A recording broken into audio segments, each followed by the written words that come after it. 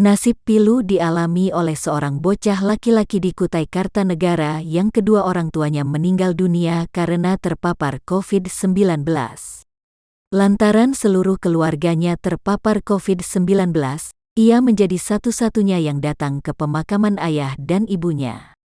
Sambil menahan tangis, bocah laki-laki itu kemudian mengazani kedua orang tuanya dengan menggunakan APD.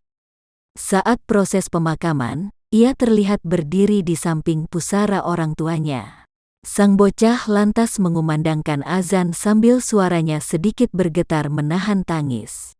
Sang ayah yakni Ali Yusni meninggal dunia pada Kamis, tanggal 22 Juli tahun 2021 lalu.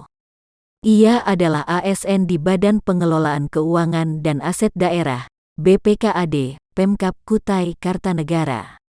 Sementara sang ibu, Desi Setiawati meninggal dunia pada Sabtu, tanggal 24 Juli tahun 2021 kemarin. Sementara kakak dan dua saudaranya tengah menjalani isolasi di Wisma Atlet Tenggarong Seberang.